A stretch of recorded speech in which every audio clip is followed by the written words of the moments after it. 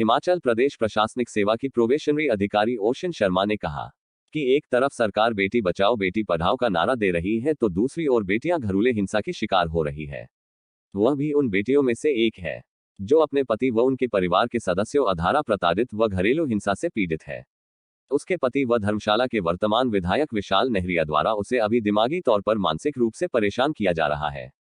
जिस तरह से उनके पति को पूरे स्वाभिमान के साथ जीने का अधिकार है, वैसे ही अधिकार उन्हें भी है, लेकिन उन्हें फिर भी परेशान करने से बाज नहीं आ रहे हैं, जिससे वह दायित्व सही तरीके से निभा नहीं पा रही है।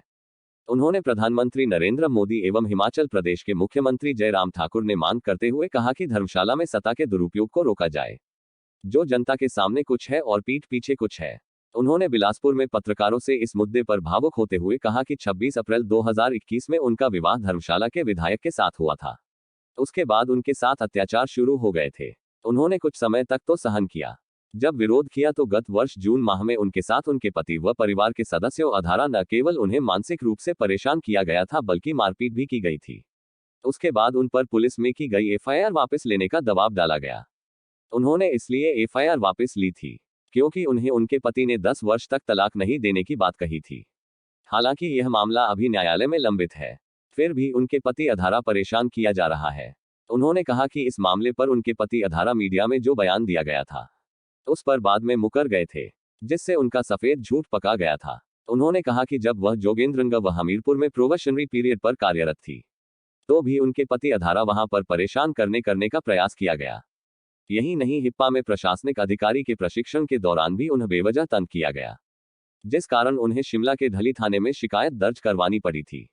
उन्होंने आरोप लगाया कि उनके पति उनके खिलाफ सत्ता का दुरुपयोग कर सकते हैं। वह इस संबंध में लोगों को जागरूक कर सच्चाई सामने रखना चाहती है। उन्होंने कहा कि सही जागरूकता की कमी के कारण आज समाज में कितनी महिलाएं व बेटियां घरेलू हिंसा की शिकार हो जाती है।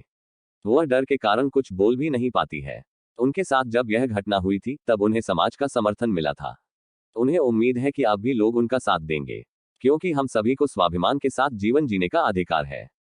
उन्होंने प्रधानमंत्री नरेंद्र मोदी एवं के मुख्यमंत्री जयराम ठाकुर ने मांग करते हुए कहा कि धर्मशाला में सत्ता के दुरुपयोग को रोकने के लिए उचित कदम उठाने की मांग की है। पुलिस अथॉरिटीज से ये मैसेज आया है कि आपके श्रीमान जी ने ये मैसेज भिजवाया है कि अगर एफआईआर करेगी तो 10 साल लटकाऊंगा। श्रीमान जी लॉ ग्रेजुएट हैं, वो भली भांति जानते हैं कि बातों को किस प्रकार से मैनिपुलेट करना है, साथ ही में राजनेता भी हैं। इन दो स्टेटमेंट्स को सुनने के बाद कहीं ना कहीं मैं इस तरह की सिचुएशन में आई कि मुझे एफआईआर वापस लेनी लगी, मुझे लेनी पड़ी, क्योंकि मैं किसी की रोजी रोटी पे लात मारना ये मेरे संस्कार नहीं है। किसी ने कुछ हासिल किया है तो अपनी मेहनत से हासिल किया है, जैसे मैंने किया है, जैसे श्रीमान जी ने किया है। मैंने एफआईआर वापस ले ली। उस वक्त मेरे एक मीडिया बाइट आई थी जहां पे मैंने ये कहा था कि मैं मेंटल पीस को प्रायोरिटी देती हूं और मैं इस तूफान को अभी हैंडल नहीं कर सकती। श्रीमान जी ने मैसेज भिजवाया था कि 10 साल तक डिवोर्स में लटकाऊंगा अगर एफआईआर करेगी। मैं म्यूचुअल सेपरेशन के लिए तैयार हूं। मैं आप सभी को बता दूं, शादी के 1 साल तक हम लोग डिवोर्स के लिए फाइल नहीं कर सकते अकॉर्डिंग टू द लॉ। इसीलिए हम लोग लीगल सेपरेशन नाम का एक शब्द है जिसको हम अप्लाई करते हैं। ये बात वहां से मेरे दिमाग में डाली गई कि म्यूचुअल सेपरेशन के लिए मैं रेडी हूं, अपना सहयोग दूंगा और हम इस चीज से आराम से भली भांति अलग हो जाएंगे। बट ये सिर्फ और सिर्फ नैरेटिव बिल्ड करने के लिए था, क्योंकि वहां से एफआईआर की तलवार उनके ऊपर से हट गई थी और अब आगे जो उन्होंने किया वो किया शांत रहने का काम। मीडिया में 2 दिन बाद ही एक न्यूज आई थी कि अब आया है, श्रीमान जी की स्टेटमेंट आई है और वो स्टेटमेंट ये थी कि ओशन भी मुझे मेंटल टॉर्चर करती है। आप सभी ने सुना भी होगा, देखा भी होगा अखबारों में। ओशन मुझे मेंटल टॉर्चर करती है, मेरे परिवार पे दबाव बनाती है और मुझे मेंटली भी परेशान करती है। लेकिन मैं अभी भी, ये पारिवारिक मामला है और इसे मनाने में लगा हुआ हूँ, सुलझाने में लगा हुआ हूँ। इस दौरान में जब मेरी श्रीमान जी से बात हुई, जब वो मुझसे बात करने आए, तो जब मैंने पूछा कि क्या वो स्टेटमेंट आपने दी है, तो वो साफ मुकर गए इस बात से।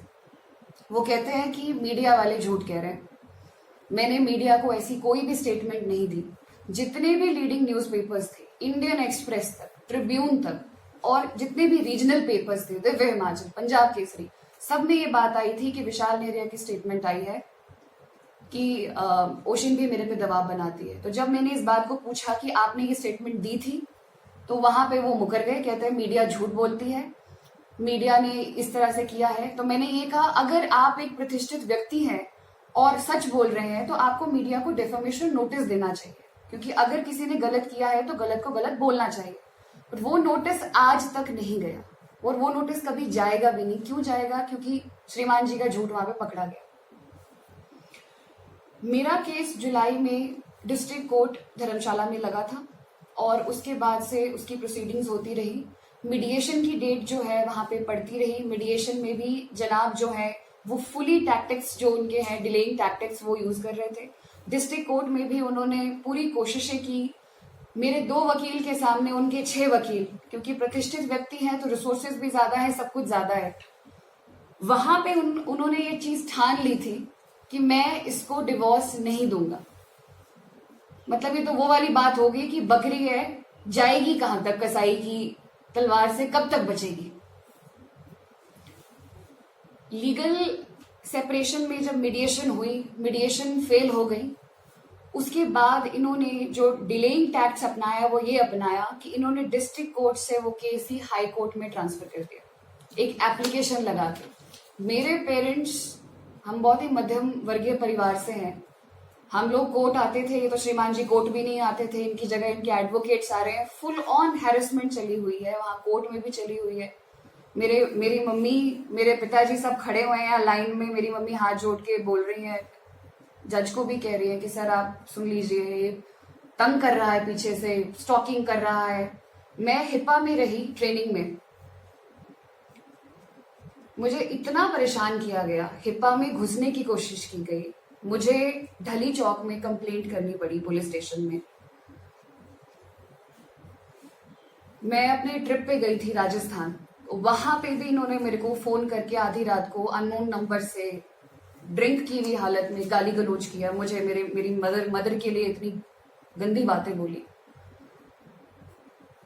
Calls, messages, stalking. जब मैं शिमला से धर्मशाला आती थी डिस्ट्रिक्ट कोर्ट के लिए, तो मीडिएशन के वक्त भी ये क्या करते थे, ये स्टॉक कर लेते थे कि मेरी गाड़ी, कौन सी गाड़ी में मैं जा रही हूँ। और ये मुझे इन्होंने 2-3 बार हमीरपुर में रोका, मेरी गाड़ी के एकदम आगे आ गए और मैं एक्सीडेंट होने से बची।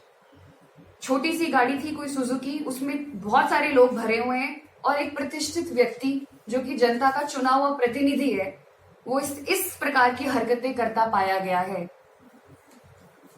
द थिंग इज, जिस प्रकार महाशय को अपनी लाइफ में डिग्निटी के साथ रहने का हक है, उसी प्रकार मुझे भी मेरी छोटी सी नौकरी में डिग्निटी के साथ रहने का पूरा हक होना चाहिए। तो फिर मेरे पल्ले ये स्टॉकिंग क्यों, मेरे पल्ले ये हैरेसमेंट क्यों, मेरे पल्ले ये मेंटल एगनी क्यों? क्या मुझे हक नहीं है कि मैं भी रिस्पेक्टफुली अपनी जॉब कर सकूं? जोगिंदर नगर में मेरी ट्रेनिंग थी, वहां पे भी इन्होंने घुसने की कोशिश करी। मैंने एएसपी कांगड़ा को तुरंत कंप्लेन करी। डीएसपी कांगड़ा ने इनको, जितनी मुझे रिपोर्ट आई, इन्होंने, डीएसपी कांगड़ा ने इन्हें बुलाया, पुलिस में बोला हमने इनको बुलाया था, इनको समझा दिया है, वार्निंग दे दी है कि ये आपको जो है आप फॉलो नहीं करेंगे, तंग नहीं करेंगे, उस हिसाब से आप चिंता न कीजिए। 15 दिन जब तक विधानसभा थी तब तक माहौल शांत रहा और विधानसभा खत्म होने के बाद ही मैं हमीरपुर में थी। हमीरपुर में मेरी ट्रेनिंग चली हुई थी तकरीबन 1 महीना। तो अभी 1.5-2 हफ्ते पहले इन्होंने क्या किया कि ट्रांजिट का बहाना लेके सर्किट हाउस में हमीरपुर में रात को वहां पे आ गए। इनका पीए, इनका पीएसओ मेरी खिड़की के बाहर सर्वेलेंस करते रहे। मतलब मैं इनकी धर्म पत्नी हूँ, ये देख लीजिए आप। खिड़की के बाहर सर्वेलेंस करते रहे कि मैडम का रूम नंबर कौन सा है। जब उन दोनों ने देख लिया कि मैडम 103 कमरे में रह रही हैं, उसके बाद से श्रीमान जी रात को लगभग 11 बजे से लेके 1 बजे तक मेरी खिड़की के नीचे जोर जोर से सिगरेटों पे सिगरेटें और जोर से फोन पे बात कर रहे हैं। हाँ, तू 7,000 बंदा लेकर आ जा, तू ऐसा कर ले।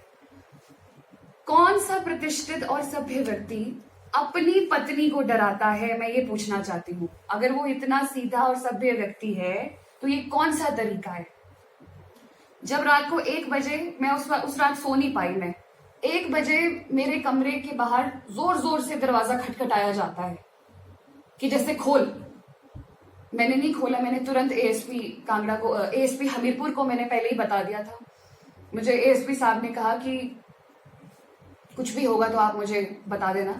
जोर से दरवाजा बजा और फिर मैं डर गई, मैं सहम गई और फिर उसके बाद वो चले गए वहां से। सुबह हाथ में पट्टी बंधी हुई थी, ये बोल के कि मेरा हाल तो पूछ लो। 2 दिन बाद वो पट्टी गायब। तो क्या नौटंकी करना भी इसमें मतलब ये इस पेशे में है?